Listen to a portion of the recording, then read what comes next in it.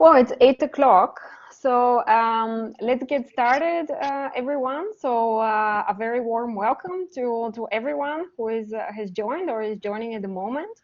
My name is Milena Nikolova, and I'm an associate professor at the Faculty of Economics and Business. And I'm also a member of the Young Academy, and I will be moderating the session tonight. The speaker of tonight, or today for her, was invited on behalf of the Young Academy Groningen, and we are a group of enthusiastic and ambitious young researchers from different disciplines throughout the university and the UMCG. And our members share a passion for science and scholarship and its broader impacts on academia and society. Today, we are welcoming Carol Graham to the virtual stage. It is really a great honor for me to introduce our guest. Professor Carol Graham is the Leo Pozwolski Senior Fellow at the Brookings Institution in Washington, D.C., and a College Park Professor at the University of Maryland in College Park.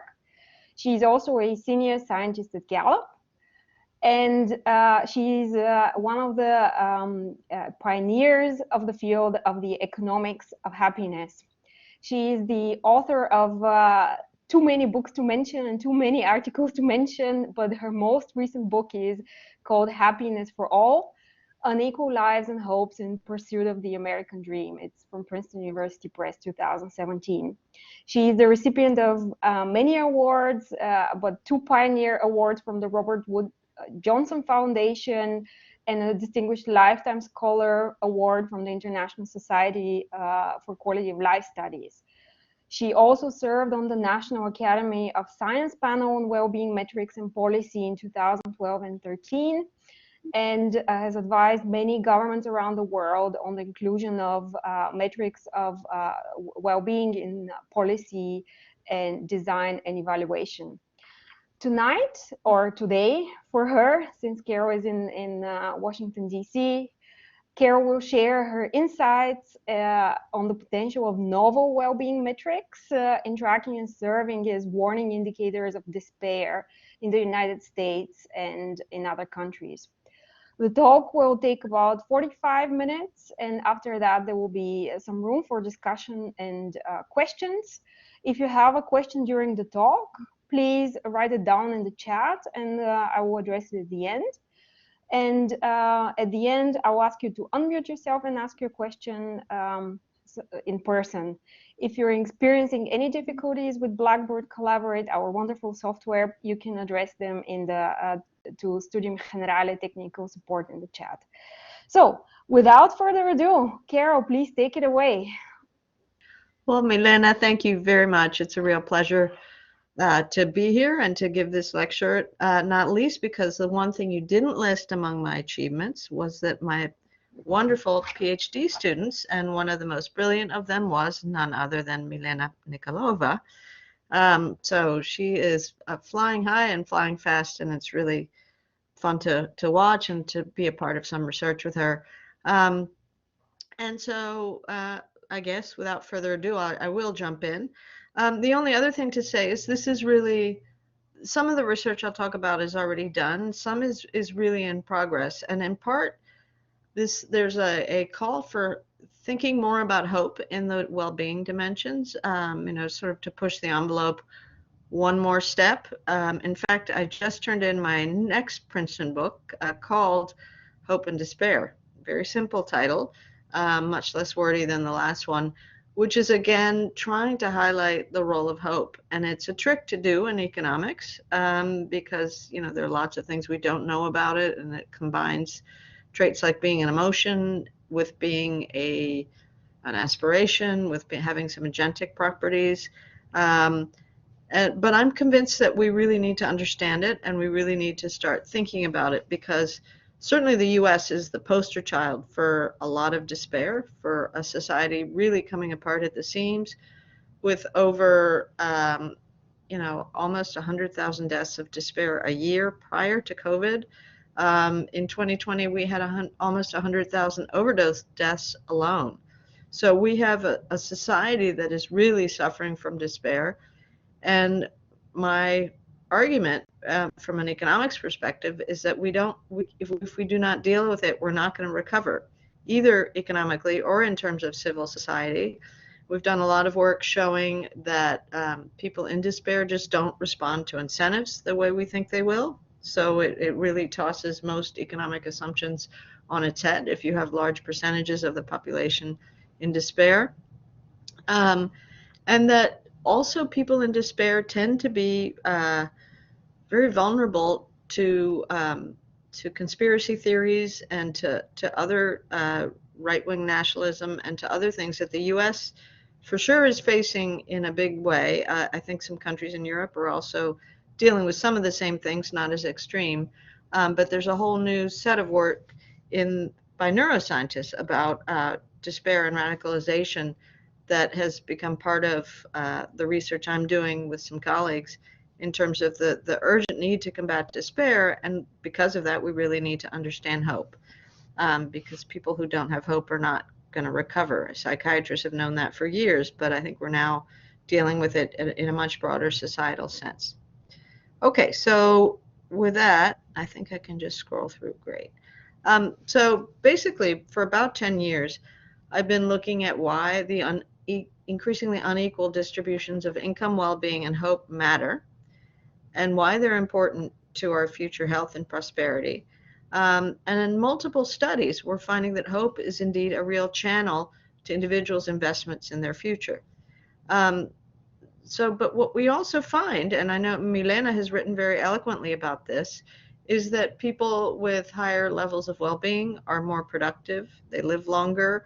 Milena's done some wonderful work on labor force, worker satisfaction, and worker productivity, and it has much to do with autonomy and feeling respected and all sorts of things that go with high levels of well-being. So it used to be considered that if you cared about well-being or worker satisfaction, it was kind of pie in the sky or a luxury, right? It didn't matter really to economics, but it might matter to people. Turns out economic performance very much hinges on higher levels of well-being, good productivity, high levels of productivity, good health, and other things are actually associated with higher levels of well-being. So I think, particularly given the COVID shock that has really hit the whole world, and our concerns about mental health, our concerns about vulnerability, our concerns about what the economics of the future are going to look like, it's time to really include well-being as a more central part of our strategy. So I focus a lot on the U.S. precisely because even though I'm from Latin America, I obviously live and work in the U.S. and I think I've been noticing that despair in the U.S. was increasing for at least a decade prior to the new research I did, and I began with my simple observation that it seemed worse to be poor in the U.S. than in a very poor region like Latin America, and you would think, how can that be, right? So I started comparing the U.S. and Latin America, and what I found was that the gaps between the well-being of the poor and the rich are much greater in the U.S. than in Latin America. So the poor in the U.S. are much less likely to believe hard work will get them ahead, the classic American dream question, than are the poor in Latin America. The rich, in contrast, in the U.S. are much more likely to believe it. There's something called Lerner's just hypothesis, which is essentially you don't want to believe you got ahead in an unjust world, right? That destroys your getting ahead. So you want to believe the society you got ahead in is fair. And so indeed, most of the people in the US think it's a fair society. Not really, but they're more likely to than in Latin America, where the rich are more likely to say the system is unfair, but the poor are more likely to believe that hard work will still get them ahead. The other thing we found in the U.S., though, was very big and surprising differences across races and places in these hopes and in the belief hard work would get them ahead. And I'll show you more of that going forward. So, as I mentioned, it's time to use well-being metrics more seriously and more central. They tell us a lot of things income metrics do not. They tell us a lot of things about what's going on to societies during the COVID crisis that income metrics do not. We're trying to understand, why labor forces aren't coming back, even though unemployment rates have gone to things, and particularly in the U.S., the so-called Great Resignation, where a lot of people have uh, have um, dropped out of the labor force altogether. 20% of prime-age males in the U.S. were out of the labor force altogether prior to COVID even. And so we have a real problem with the kinds of jobs we have, the preparation people have for jobs, but also the well-being and the aspirations of many, many large population cohorts in the United States. And again, you add the COVID shock to all this, and you really have a real problem, which is why I think we need to understand hope and why we need to think about how we can turn this around.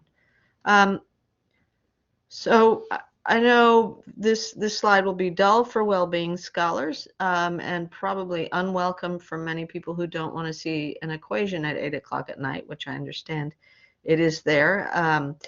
But I think it's important to make a note about the method for those of you that don't do well-being equations on a regular basis. So basically we use large N econometric equations, and we take the well-being I of individual T, so the well-being of an individual at time T, and we have a standard, intercept on the graph, and then we have a vector of socio and economic traits, which is the beta, and then we have an error term. And the one thing that is very different about well-being metrics versus standard econometric equations is that there is information in the error term, because while a lot of econometric analysis throws out the error term as noise, it turns out there is noise in well-being equations, but some of the noise is actually very valuable information. It's the unobservable traits that determine well-being that everybody has, but we can't observe them as economists. And it turns out that we can measure about 30 to 40% of well-being variation across people, but about 60 to 70% of it is unexplained. And that is because much of well-being has to do with genes and biology and all sorts of things, psychological traits that we can't observe, although we know they're there. And so what we see in the error term actually can be used in other types of work to try and disentangle what we can observe from what we can't observe. So once we've got these equations, and we do these, as I said, in large N data all over the world, we find that there are remarkably consistent patterns in the determinant of life satisfaction around the world. So income matters. Money doesn't matter to happiness story isn't really true. We care. I mean, it's terrible to be destitute for any kind of well-being. More and more money doesn't make you happier, but more money does give you much more control and choices in your life. And it turns out people who are more satisfied with their lives are people who get to choose what they do with their lives versus people for whom just have to navigate, challenges as they come. And so we do find a fairly robust relationship between income and life satisfaction, although like many things with income, it has diminishing marginal returns. Age matters a lot. There's a very steady pattern in age, which I'll talk to you about in a second, and how that also links to the trends in despair. Health tends to be more important than income. Employment is very important. Social relationships, marriage, all these things matter to well-being.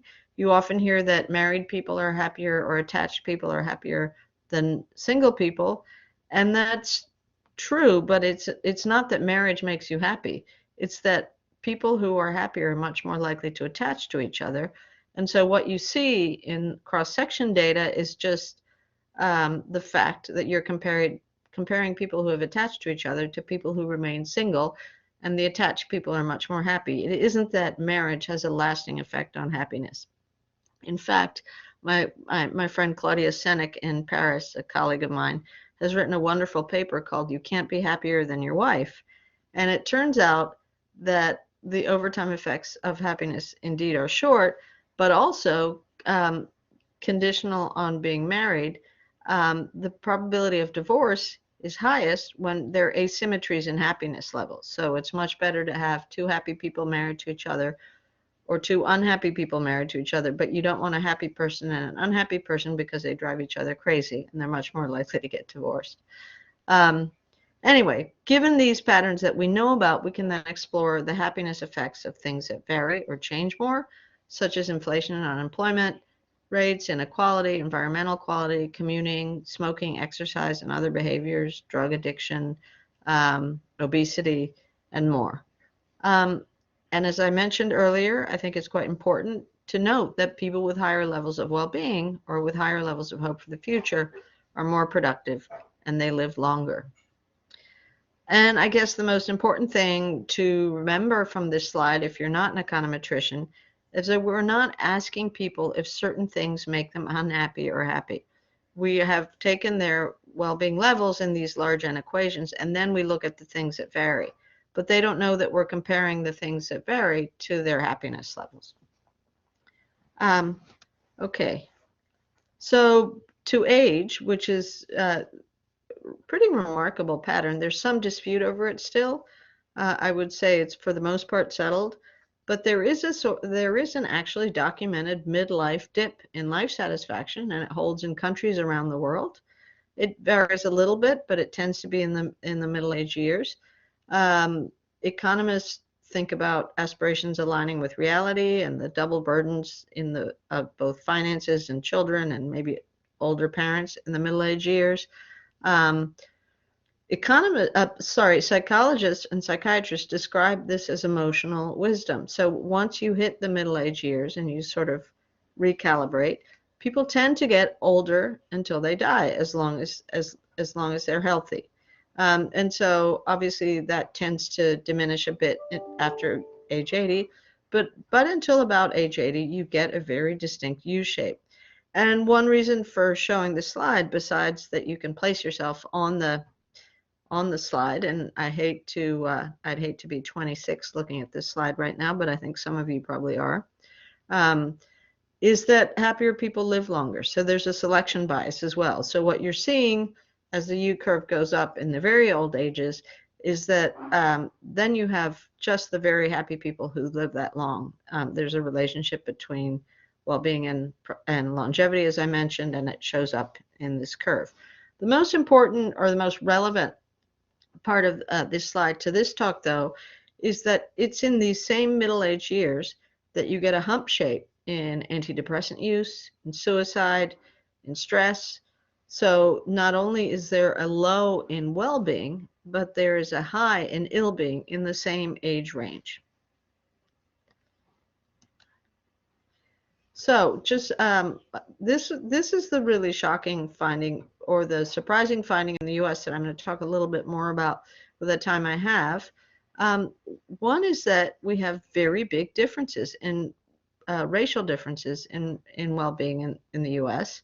It reflects the patterns I found among the very poor in very poor countries, where the very poor can be very optimistic about the future and have hope for the future, even though their lives today are very bad.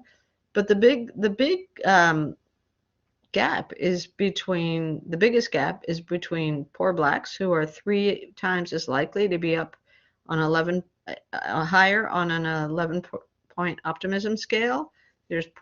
These are only poor groups. For this particular slide, the left out group is poor whites. And what you see is it's poor whites that are the least optimistic group in the United States. And so I found this before we knew about the deaths of despair, before we had Donald Trump, before we realized that there was a very disgruntled group, large group of low-income whites in the United States. And at the time, I was surprised. There was a lot of police violence against the African-American community, riots in Missouri, riots in Baltimore, right near where I live, both very divided cities between blacks and whites. And yet poor blacks reported to be more optimistic, much more optimistic than poor whites, and even more optimistic than Hispanics, which surprised me a bit because Latin America tends to be a very cheerful region, just culturally. And in many of the studies where we've looked at things like smiling, Latin America as a region scores very high compared to other regions of the world. In fact, I did some of this work with Milena. But anyway, when I found this, the deaths of despair data came out soon after, and I realized that the metrics of well-being and the metrics of mortality were telling the same story. And that's when I started thinking maybe we should track well-being more closely the way other countries do, and we might have had warning signs that the deaths of despair were coming. Indeed, I've written a historical paper with Kelsey O'Connor where we saw that optimism fell among less than college-educated low-income whites beginning in the late 70s, around the same time that manufacturing began to decline, and 2 decades before the deaths of despair. So we could have possibly prevented these things before they became a full-blown mortality crisis. But instead, what we have, which is pretty very depressing, is the mortality rise in the United States. And so this is pre-COVID. This is a slide from Case and Deaton. What you see, this is 6 other rich countries, and you see the U.S. whites are going up in their mortality rate. This is the all-cause mortality rate for 45 to 54-year-olds. But yet U.S. Hispanics, who are the thick blue line, are going down along with the other countries. And if they had African Americans on this chart, they would also be going down with U.S. Hispanics. So Hispanics and African Americans start from slightly higher levels of mortality, or started, than did whites, but they've been continuing to make progress versus what you see, and that is large enough in magnitude to drive up our entire mortality rate, and to wipe out all the progress made in terms of cancer deaths and heart disease deaths from the year 2000 until now, is the mortality rate going up among low-income U.S. whites, and that is driven by preventable deaths in the middle-aged years: suicide, alcohol poisoning, and drug poisoning. So it's sort of a shocking story, and yet we've become used to it. We see 100,000 deaths a year, and I don't know. No, people don't pay enough attention to it. COVID has brought some attention to mental health, increases in overdose, and teen suicide and other things. But again, the U.S. has a crisis of despair. Okay. So one of the things, as I mentioned, we decided to, because of the things we'd found, to see if we could match our ill-being metrics and our well-being metrics with the deaths of despair patterns. And indeed, we found that at the individual level, both the MSA and the county level, the CDC composite death rates for 35 to 64-year-olds were negatively correlated with optimism and positively correlated with stress. So hope and optimism, I'm using them interchangeably, although I shouldn't. But what we see is that there's sort of there's a two-way causality. I'm not claiming causality. I'm simply saying the metrics could be warning indicators. But what we see is that hope is clearly incredibly important to not having deaths of despair, and lack of hope seems to be very, very correlated with having deaths of despair at the individual level, at the place level, and at the race level. And so when we look at places in aggregate levels, what we find is that places that have better health behaviors, less smoking and more exercising, higher levels of well-being, have lower premature mortality rates, and they have healthier behaviors across the board. So it's not surprising. If you look at the places with high levels of deaths of despair, you often get high levels of prime-age males out of the labor force. You have terrible health indicators. You have high levels of obesity, heart disease, and diabetes. And then you also have high levels of preventable deaths. In contrast, if you look at places that are more diverse, that have more in Blacks and Hispanics, that's positively correlated with optimism, which isn't a surprise because you're aggregating up the individual levels. But still, there's also a place-based pattern. And deaths of despair are disproportionately concentrated in places that have more blue-collar white communities, such as the prime-age males out of the labor force. So our latest research is trying to track where COVID deaths and deaths of despair coincide, both through data from the CDC, and then also the Hopkins tracker, as well as some new well-being data. We've also had to rely on first responder data. First responder data is where you get approved to get the data that first responders issue around the country. So how many calls were there for suicide? How many calls were there for overdose? How many died of these things, and so on. It's not as good as, the final CDC mortality rate, but the CDC is still in the process of releasing the 2020 data. So one of the things we went ahead with was to try and track the deaths otherwise. And what we found, we do have an interactive indicator which is being updated. You can look at it on our website. There's the link to it. Is that at first with COVID hit the cities and minorities harder, and minorities have suffered disproportionately from COVID. They're more likely to live in the cities, more likely to work in essential jobs, less likely to be able to social distance. So their mortality rate was very high. So at first, the COVID deaths were concentrated in places where deaths of despair were not concentrated. And that occurred for the first half of 2020. But then after that, you got an intersect with COVID deaths also coinciding with places with high levels of deaths of despair, low levels of vaccination, very poor health care coverage. There are rural places where it takes 2 hours to get to the hospital, and even then the hospital may not have an intensive care unit. A lot of rural America is very, very poor and very, very backwards. And so then we see a much more of an intersect between COVID deaths and deaths of despair. And the outcome obviously has not been very good for, certainly not for well-being, and also very not good for the U.S. death rate, which is really abominable.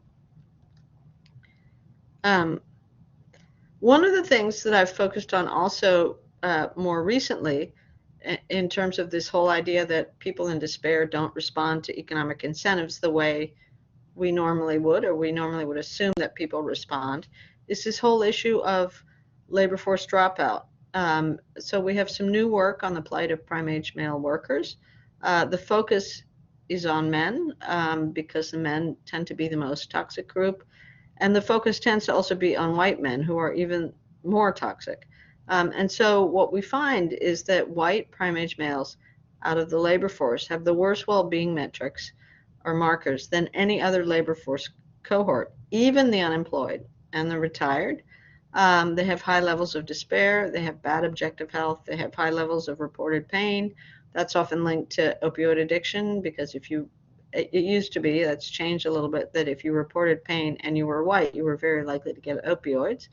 They have high levels of reported disease diagnostics and high levels of opioid use. And so what you get is a whole cohort that has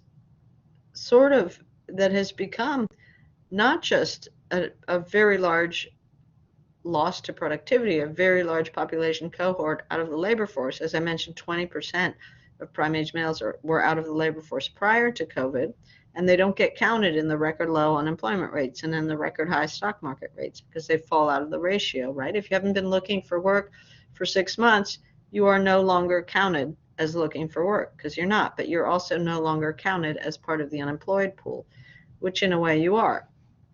So it's a figure that gets masked by the official statistics, not intentionally. It's just the way unemployment is calculated. But what we find is that white prime-age males are not only in very poor shape, but they're much more likely to live in counties with high incidence of deaths of despair, and to die of deaths of despair. They're very likely to live in their parents' home or their census tracts. This is based on Ross Chetty's data, geographic data. So they're much worse off than other labor market groups, including minorities out of the labor force, who are just better at multitasking and better at giving to their communities. The white males tend to live in their parents' homes, basements, or census tracts. They tend to spend a lot of time playing video games. They're very, very easily radicalized, as we can see, unfortunately, just watching the news in the U.S. But also their despair and opioid use and their low skills on average, because they're certainly not training up for the future labor markets of tomorrow, it makes it unlikely that they will move, even if there are new economic opportunities in their near proximity. So in part, this trend helps explain our falling levels of geographic mobility in the United States. Everybody wants, there are lots of analyses looking at why are U.S. mobility rates, geographic mobility rates going down. Why don't people move to jobs as much as they used to? And there are many, many explanations: skills mismatch, bigger cultural differences than there were before. Somebody from Appalachia is unlikely to move to San Francisco, both because they couldn't afford to live there, but also because it could be another country. The U.S. has become very divided. But also, if you don't have any aspirations, you're not going to pick up and move. And one of the things I've noticed is a lot of the policies that are in place now are based on moving to opportunity, getting jobs nearby or nearer by, depressed communities, and trying to get people to move to where the jobs are. But these people are not going to move. And so I think that helps explain, one, why these programs are limited in their success, but two, why our geographic mobility rates are falling. So this slide is a bit dated, but it just shows that despair is concentrated in particular places. The dark burgundy places are really the places where you see more deaths of despair, and the lighter places are places where you don't. Now these are whites. These are whites only on this slide, but as you can see, there are big pockets where there are deaths of despair, concentrated in the heartland of the country primarily. And those are the places that I'm talking about, where you have a lot of prime-age males out of the labor force, and at the same time, a lot of deaths, a lot of opioids, lots of other, poor health. And so we see that there's a geographic pattern. And the interesting thing is, if you were to impose our map of reported pain, or our map of reliance on disability insurance, or our map of Trump voting, or the map of cognitive skills deserts, which Carolyn Hawksby has done some very nice new work on, advanced cognitive skill deserts in the United States, the maps look eerily similar and reflect the divisions that exist now in this country, not just cultural divisions, those definitely exist, political divisions which exist, but also education and health divisions, and they just don't bode well for the future. Okay, let me talk a little more. Oh, these are just some COVID trends. I'll just show you quickly some slides on the excess deaths, because I really want to talk about the New Hope work and the New Hope research.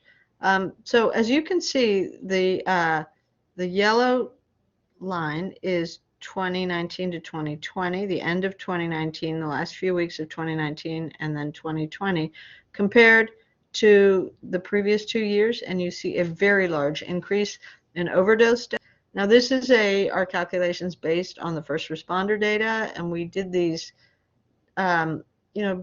fairly late in 2020, but what has come out since is the CDC preliminary 2020 mortality data, and they show at least 93,000 opioid overdose deaths in 2020, which is a 25,000 increase, 25,000 death increase in the course of a year. It's a remarkable statistic. Now, if you look at suicide deaths, they upticked in the beginning of 2020 and then fell. So why would suicide deaths fall when overdose deaths are going up? It turns out we don't know. We don't really know if there's a substitution effect. For example, people may be overdosing instead of suicide by other means, because it's easier to do if you're surrounded by people or in lockdown. I don't fully know. It's also that COVID deaths, which hit older men pretty hard, replaced suicide. This is a cohort that has the highest rate of suicide is older men, from age, say, 45 to 65. So that's certainly a case, and it's older white men. Again, it's more of a white problem than a minority problem. Overdose deaths, though, have hit new groups more, and they've also hit black men disproportionately in 2020, I think due to the distress over COVID. And there's also a new and very worrisome trend in minority teen suicides. So the numbers aren't that big, but they're notable, and I think they're worrisome because these are educated teens, right? These aren't poor teens. These are not the same poor, hopeful, low-income Black respondents. They're educated minorities who I think are seeing the glass ceilings that still exist, and they're seeing the big debates on structural racism. And obviously, it's not a very easy time to enter the labor market or your future years as a young adult, in part due to COVID, but also in part due to the other divisions that we have in this country, in the U.S., and including the rise of explicit versus implicit racism. In that sense, Donald Trump really opened the door and made it okay to say, let's make America white again, essentially. And so that has had long-reaching impacts. Now this is, the next one is simply mental and behavioral emergency first responder calls. Again, you see an increase, and then they go down. So behavioral calls tend to be calls where you say, your neighbor is acting weird, or somebody in your household is suicidal, or whatever. So you see a big increase till about the end of the year, and then you see a decrease almost down below the other years. So there was some increase in that, but less than there was in actual deaths. Unfortunately, people were all too successful at overdosing. Oh, and the other thing, sorry, I should have mentioned before, when I talked about the overdose suicide conundrum, is most overdose deaths, unless they find a note, right, that says the respondent, the respondent, that person, the dead person, explicitly committed suicide, it's very hard to tell what is intentional versus unintentional overdose. And with the introduction in 2019 and 2020 of fentanyl, which is a very, very lethal heroin derivative, we've seen a lot of overdose deaths due to fentanyl, and we don't know if those really are intentional or unintentional overdoses. They say about some range, which is ridiculously big, between 20 and 60% of overdoses are intentional, but we don't really know. So we not only have a despair problem, but we also have an accurate reporting problem, which is not surprising. All right, let's turn to something much more optimistic. Here's just some provocative slides from a smaller survey we did with WashU, a team at the Social Policy School in WashU in St. Louis.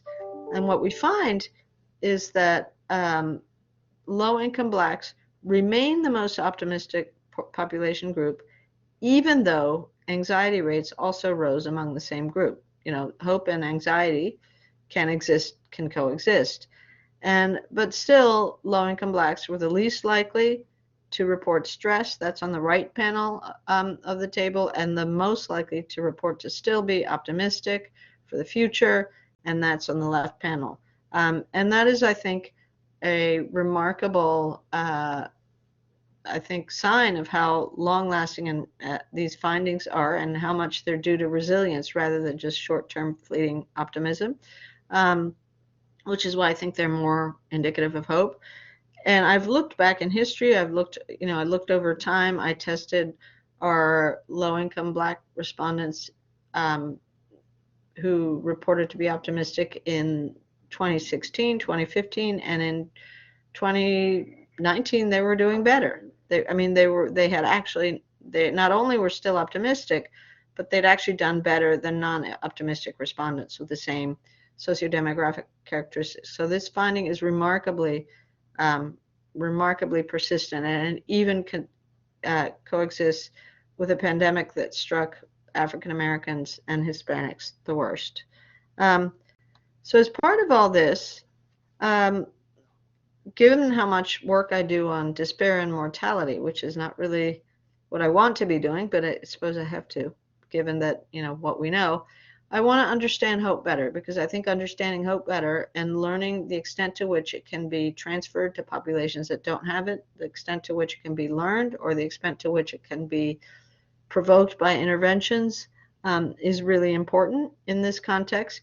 And so we started with some surveys in Peru, where I'm from, with a colleague at Oxford, Julia Ruiz Pozuelo, who's a psychiatry PhD student and my former RA at Brookings.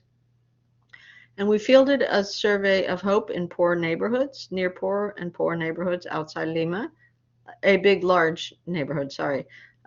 We did these right before we were stopped by COVID with in-person interviews in 2017. We had random sampling among a very homogeneous population. They were, 99.9% mestizo, nearly 400 respondents in round one and over 300 repeat respondents in round two, which was early in 2020, right before we had to shut down interviewing because of COVID.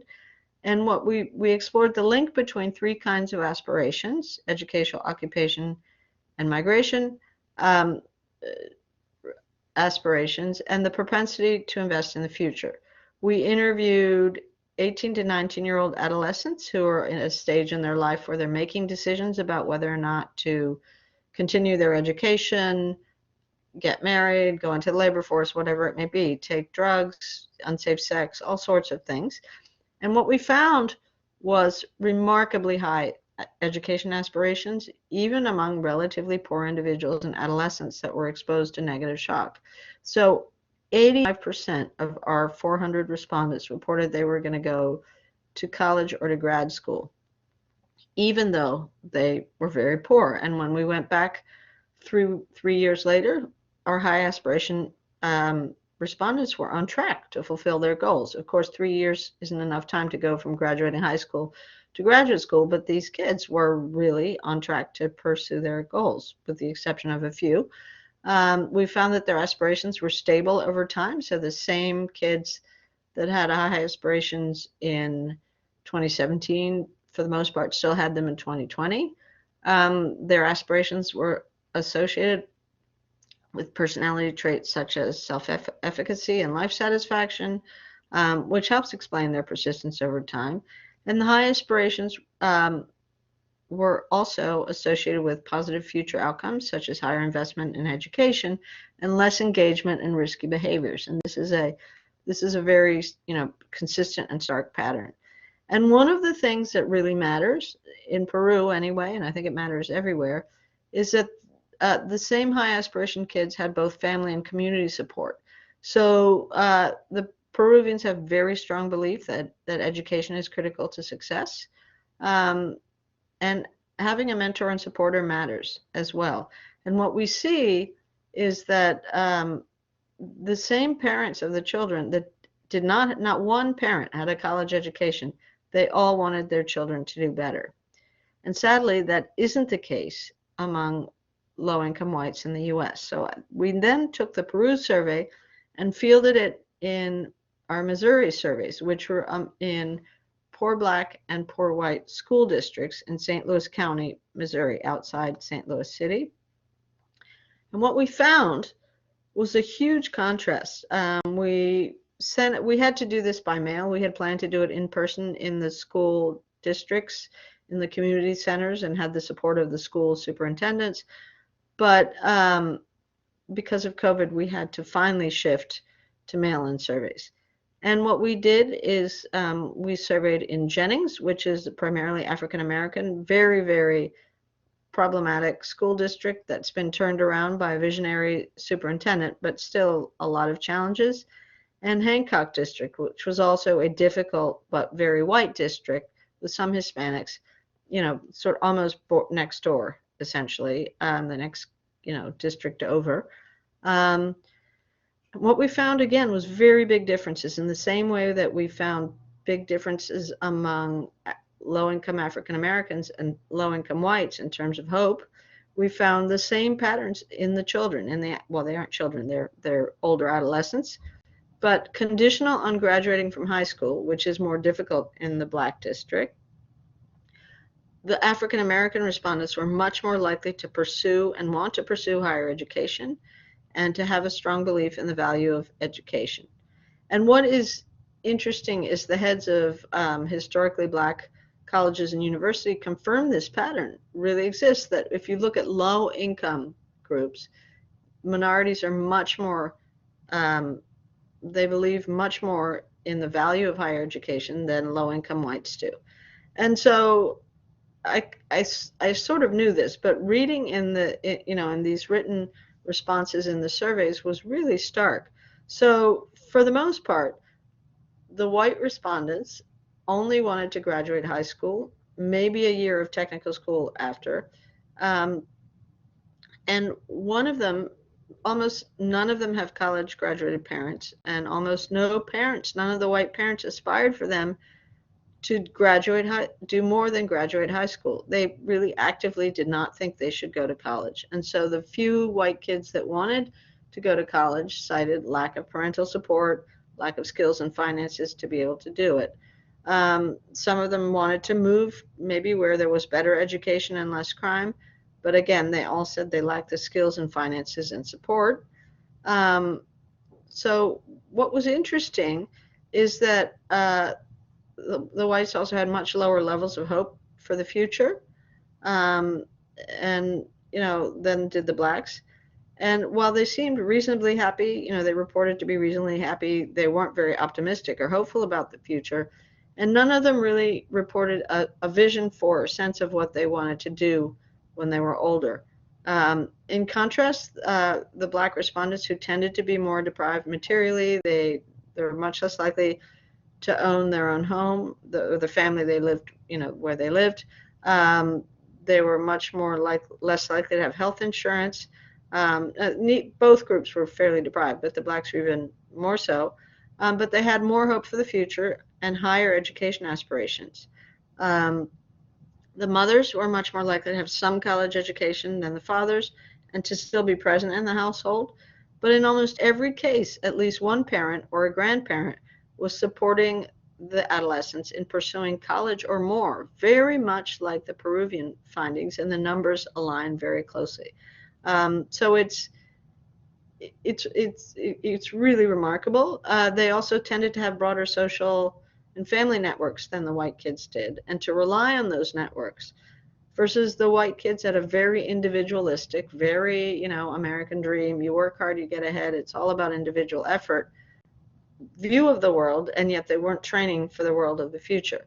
And my fear, as I read the surveys and it drummed home patterns we're already seeing in the United States, was that the low-income white adolescents were going to become the next generation of despair. There are lots of things that people can train for and do short of a college education that will help them navigate the labor forces of the future, and that includes investing in socio-emotional skills, cognitive skills, low-tech skills, all kinds of things that they're certainly not doing. And so they really have not only no preparation, but they have no idea of what the opportunities are out there. Okay, and then I will conclude so I can hopefully answer some questions. But the questions that remain, I don't have any really, great solutions except a lot of concern. Is that can we learn from resilient minorities? Is this something we can do? I think so. I think we have to, because without hope and without mentorship in the current situation, low-income young adults are unlikely to have the confidence to make the education investments they're going to need to navigate precarious and rapidly changing labor markets in the future. And again, I very much worry about the low-income white kids being the next generation in despair. And so I think we need to think about how we can restore hope among those populations where it has been lost, or it's going to be difficult to restore economies or overcome political divides in the U.S., both of which are big problems. And I guess the only light at the end of the tunnel is that the COVID crisis did shift parameters a little bit to focus more on the well-being of our society as part of an economic productivity. So many of the official surveys in the U.S. Are finally collecting data on anxiety and depression and mental health. They still aren't collecting good well-being data routinely, but they are asking for comments. They're starting to think about them. I think we really need to change the narrative for deprived communities. We really need to think about what we can do to whole communities and places. And some places will not recover, but there are places that can recover. There are places that have recovered. They're so-called comeback towns in the heartland, and that tends to entail a combination of investing in low-tech skills, having a community college matters, not even a university, getting the private sector involved. I think private-public partnerships are beginning to play a role here. And then lastly, I think we do need to think about despair as a national security issue. And then the last thought I have, and I certainly think the answer is yes, but should we make hope a separate and new well-being dimension? I think it's in the end the most forward-looking and agentic dimension of all the well-being dimensions that exist, hedonic, eudaimonic, and evaluative. I think hope should be a new dimension, and I think hope we will seek to understand it better soon. And so with that, I'll stop, and I'm happy to answer questions. Wow, Carol, thank you so much. This was a really fascinating talk. Also, a very interesting. I of course know your work very well, but this was also very interesting for me to learn what new wonderful work you're doing. We already have a couple of questions in the chat. So we have two questions actually from Marike, a colleague from the Young Academy. Maybe Marike, you could unmute yourself and ask your questions. And then after that, we have a question from Thijs and Nicholas, and I will keep track. But first, Marike. Yes, thank you so much for your very interesting talk. I think happiness is one of those topics that's just fascinating. And I was quite curious, my first question was, how would results differ depending on your definition of happiness? And the example I gave here is that even within a small country like the Netherlands, the way we talk about how we feel about things is very different. Like in the North, people are much more like, no big deal. Even if they feel happy, they might not even express it very notably. Whereas in the South, people would be much more maybe enthusiastic. So yeah, can you say something about how the results depend on the measurements you make? Yeah, that's a great question. So when we do control for cultural biases and response biases, so there's some wonderful work by a woman called Mallory Montgomery that's just out on gender differences and gender bias, and that women, and particularly in discriminated situations where gender rights aren't very good in poor countries, tend to say they're happy because they think they're expected to say that, right? They don't want to, or they're in an abusive marriage and they don't, whatever it might be. For the most part, though, we find that women are slightly happier than men, but again, you control for cultural biases, and that makes a difference. One way we get at this very simply is by controlling for the country where people are responding in, and they tend to be, Latin Americans tend to be naturally optimistic, Eastern Europeans tend to be naturally pessimistic. We can get at that a little bit. And yes, there are definitely both regional differences and racial differences and all kinds of things that we try and account for to the extent we can. Like in my white-black differences, I know African Americans are the most likely racial cohort in the United States to report that religion is important to them, right? But I controlled for that. I controlled for religion in our regressions because, not that I'm anti-religion, maybe I am, I don't know. It's irrelevant. The point is I didn't want, the findings to be driven by religious attitudes or belief rather than what I thought I was or hoped I was measuring, which was, true hope and optimism. But then we also ask well-being in various dimensions, and often the answers vary a lot depending on what measure you use, the question you raise. So if you measure contentment today or smiling yesterday or happy yesterday, you're catching momentary moods and momentary happiness, versus if you ask how satisfied are you with your life as a whole, which is the classic evaluative measure, you tend to get different responses. And evaluative well-being is much more correlated with income than is hedonic well-being, because in the end, more money won't make your moods better. I mean, it certainly prevents having no money is bad for everything, right? But if you have sort of enough money to get by, you're not going to have more fun with your friends. If you have more money, you're not going to. But more money or more income, more means, it doesn't really matter which you want to think about, that gives you the chance to do the kind of thing you want to do in your life matters. And so, for example, artists who tend to make not a lot of money, but they're actually very satisfied with their lives. But they had to have enough means to make that choice to be an artist, right? You know, it's very hard to be very poor and make a living being an artist. It's a sad reality.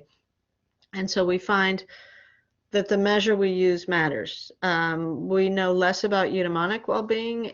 Milena and I have actually written about it. It's very close to the life satisfaction measures, but there's some differences. What's a meaning and purposeful life seems to vary much more across cultures than does the general life satisfaction responses. And then hope is a whole different, you know, dimension, I think, because when you look at the differences between life evaluation today or life satisfaction today and life satisfaction in the future, there are patterns that are very distinct, and I think that reflect kind of hope and optimism. And there you see groups that are much more likely to, or people who are more likely to invest in their futures and want to make their futures better, answer on, you know, higher up the response ladder than they will answer on life evaluation. Mariki, would you like to ask your second question? Sure. Yeah, I was going to ask whether that was okay, because actually it ties in a little bit with your answer here, since you said you actually regressed out the religion. But I was kind of curious, like, doesn't that actually make quite a difference? Religion, isn't that normally a source of hope, and maybe religion in the largest sense of the word, right? So it can be religion, philosophy, spirituality, those kind of things. I, as a non-expert in this field, I would imagine that that makes a big difference. I don't think we regressed those out. We regressed reported religious affiliation. I mean, we controlled for. So we controlled for formal religious affiliation or reporting to have faith, in the sense that we didn't. But there are many unobservable things about religion that we can't observe or control for. And I think there what you see is a big difference in the kinds of religions across races in the United States. So the whites tend to be evangelicals. They emphasize your individual relationship with God, versus African American Baptist churches are all about the community. And they provide a whole social support system, right, that we certainly couldn't control for and didn't want to, really. You know, so you see, you know, you just see like the mentorship community side of our story comes out, you know, very differently across races, and that's not captured by our religious controls. But what I didn't want is sort of, you know, religious affiliation to be determining our findings, nor did I want I didn't think the Black hope optimism finding should, you know, I did not want to think it made the same difference in terms of, I was thinking about it as an agentic property, that I didn't want it to be, well, don't worry, God will take care of it. And it wasn't. And the other thing we did with our low-income optimistic respondents was test them on other questions. And there wasn't a response bias thing where they're just cheerful about everything. They reported the financial situation to be bad. They reported the city that they lived in to not necessarily be a good place, although they wanted to do something to make it better. So they were very realistic about their material conditions, and yet they were still very hopeful. And that's really what I wanted to tease out. And I think what you're asking is great, because that's the spirit of it. Thank you. Many thanks. Now we have Thais Ruiz, who wants to ask a question as well. Thais, could you unmute yourself? Yes. And then we have Hi. Nicolas. Hi. Can you hear me? Yes. Yes. Okay. I'm in particular very interested about the differences between the different demographics, especially like also about different countries, because I find it very interesting that the Hispanic communities in the US and you know, the students in Peru, which I'm also I know it like also personally because I come from Peru, so I have felt like that enthusiasm both in my family and between my peers for education. Sí, que somos And I was peruanas. see, I'm also from Lima, so I found it very interesting and such a nice thing that it was actually included. but I was wondering, like, what do you think are the main factors that contribute to like the increase, or that there is better well-being and optimism levels in communities that are often associated with terms of minorities, or communities that are traditionally discriminated against by different systems such as educational system, the justice system, police system. So I was wondering, like, how does, whether that actually affects, whether you have like any sort of thoughts about that. Well, I think, and I've obviously really tried to understand this finding as well as I can. And I think the community element does play a big role. Just having a community, not thinking you failed if you fell behind once, because you know somebody who's fallen behind and you support them rather than stigmatize them. I think that makes a difference. Now, granted, particularly African American communities in some U.S. cities are also just torn up by violence, and so that's a whole different problem and culture situation, and I can't really always square the circle between the two.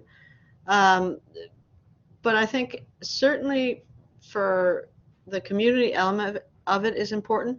But I think also not just naively believing the system is fair, and in fact, it's not fair because you know that the only way to get ahead is not to count on the system, but to count on your efforts, on your education to get you out. That's the only way you're going to get out, right? And because low-income whites have always had sort of privileged access to the blue-collar jobs while they were still blue-collar jobs, they didn't really have to do that. They graduated high school and had privileged access to the good blue-collar jobs. And minorities faced significant discrimination. And the problem for them is that they don't have another narrative, and when the blue-collar jobs went away, they want to go back to the way it was, which is just not a way you can go into the future. Versus for minorities, setbacks have been part of their history, and I think they're just much more resilient to negative shocks and much more likely to fight to overcome them. I don't know if that's a good answer, but it certainly seems. And I think a lot about the resilience and the hardworkingness and the efforts that Peruvian poor make to get ahead and to invest in their children's education. One of the things that has struck me for years, decades, is how do these mothers in Lima's Pueblos Jóvenes, where they buy water from trucks and they don't have running water, send their children beautifully dressed in uniforms to school every day?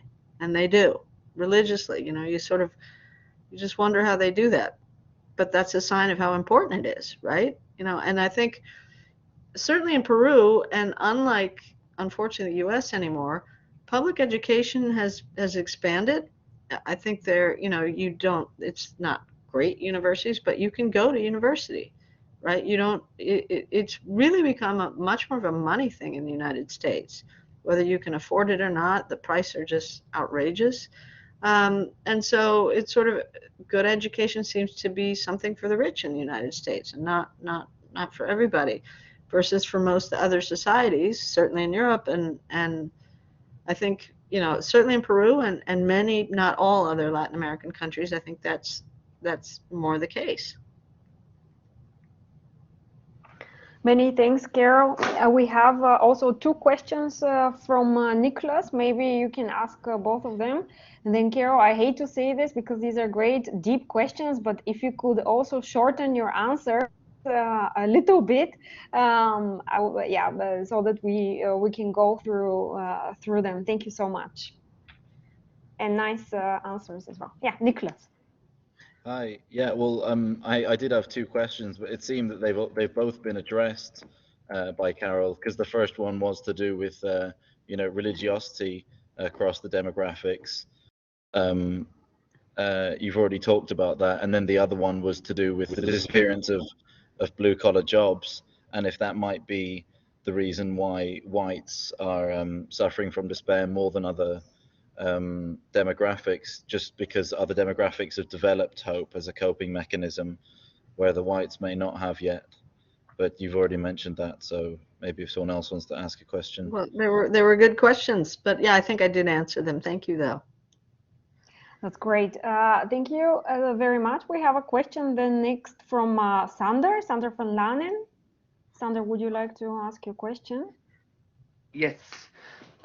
First of all, thank you very much, Carol, and the other question asker for a lively debate. I was wondering, I myself did some work with poor whites, to borrow your terminology, in Ireland, where I didn't work with hope specifically, but at some point I started looking into anticipated futures. So how these youth that were coming of age saw their future and how that might reflect how they respond to opportunities they were given right now. And I think Sounds one of the things fascinating.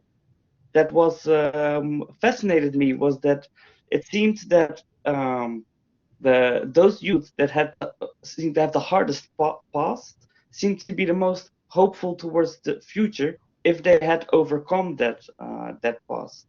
So I think there might be something very interesting in there based on like what people's previous experiences they had, maybe what's transmitted to them through their parents, and that previous hardship can be a source of resource to deal with future hardship in that sense. And I think I was wondering, like, there's quite some contrast, like you work with large N data sets. I had an N of 20 and I did in-depth qualitative research. So I was maybe wondering what the role of kind of biographic data, or maybe biographic lifeline stories or life histories, could be in understanding where hope comes from and in what ways hope can be a source when encountering hardship. I would love to see that. You know, and my surveys in Peru were larger N, but in Missouri it was a very small sample, in part because of COVID and the response rate. So it was very much more kind of a qualitative exercise with very consistent patterns across the races, which I found, you know, remarkably consistent. And so I do think there's a sort of a past hardship, negative shocks, as long as they don't make you sick. You know, when people are ill, I think they have a much harder time. Plays a role in resilience, and I think we see that with minorities in the U.S. We see that with other populations. There's also a genetic component, and what's interesting, and this is slightly controversial, the work on hope and genes. There's a section in it in my new book. But one of the things that we find is that there's certain there's a certain gene transmitter called HTLLR, which carries, if you have the short alleles or long alleles. If you have two long alleles, it carries higher levels of serotonin, and that's very much associated with higher levels of well-being and higher levels of hope. Versus if you have one long and one short, or two short, you're less likely to be hopeful. Guess which racial group has the highest levels of the transmitter? African Americans, and the lowest in the U.S. is whites. It's really remarkable, with minorities in the middle. It looks like my chart, like my optimism chart. It's really, so I'm not a geneticist, I'm not a biologist, I don't want to overstep on these findings, but there's also some work that Oswald and Proto have done called genetic dissonance, and where they find that the well-being differences across populations reflects the kind of genetic makeup that's shared in those populations, and so part of it is actually genetic, biological, whether people have hope. That can be built up over generations, right? Because genes evolve, and so if you have a lot of hardship in your history, you either overcame it, or in the past you were extinct as a population, right? And so I think we still see signs of that without really, I don't want to be a genetic determinist, but I think that's at play.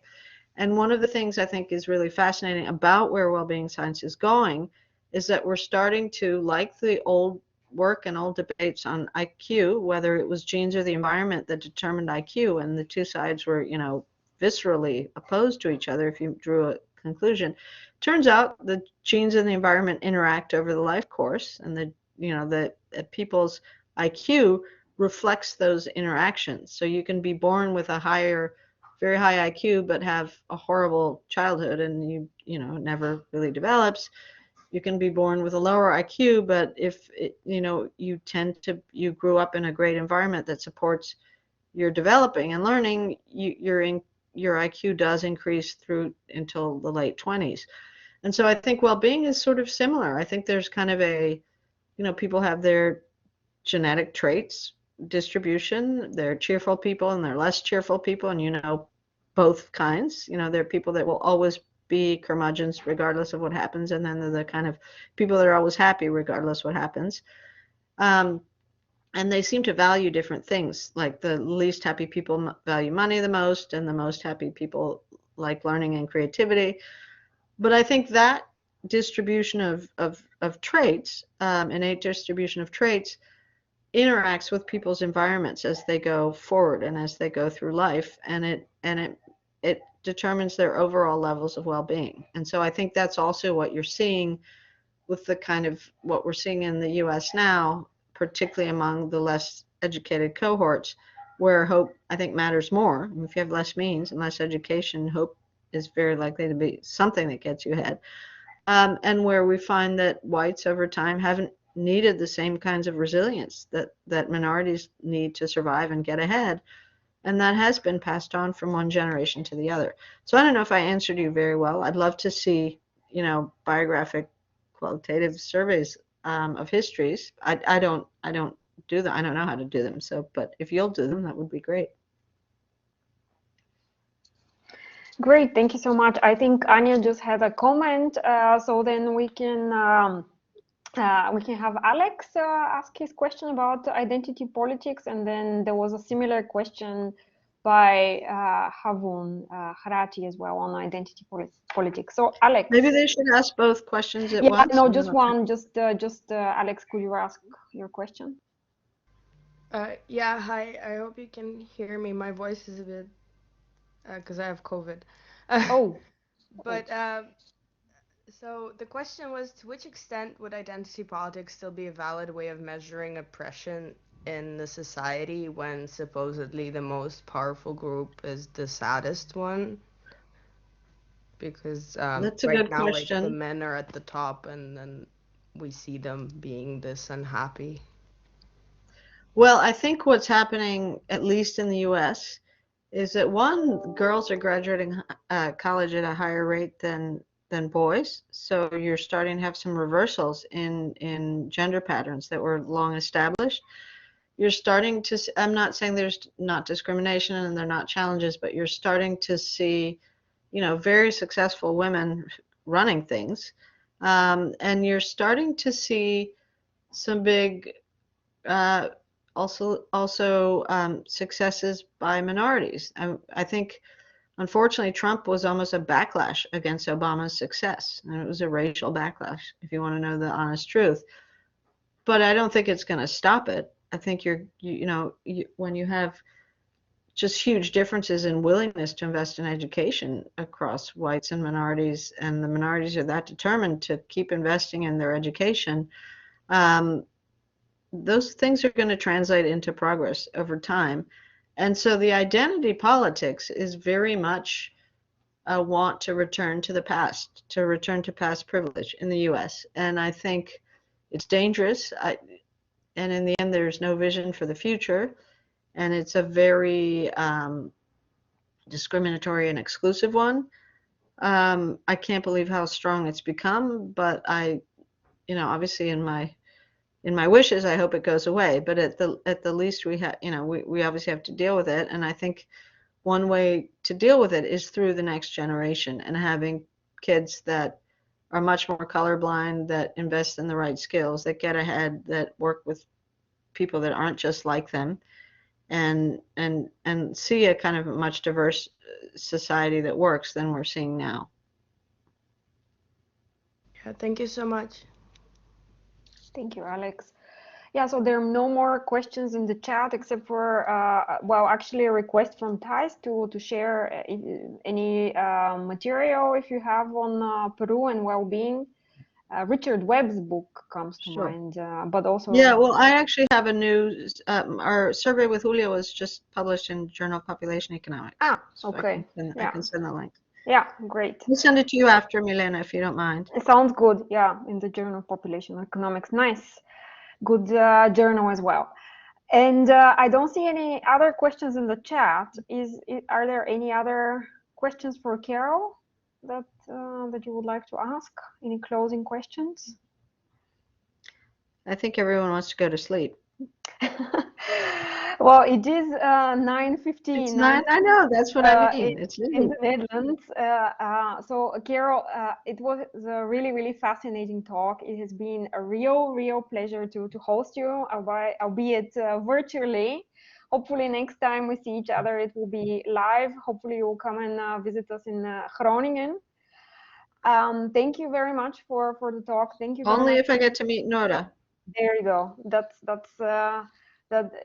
is promised. Yeah. So yeah. So without further ado, I want to close our Studium Generale, and thank you very much for also for taking the time to engage in these interesting conversations.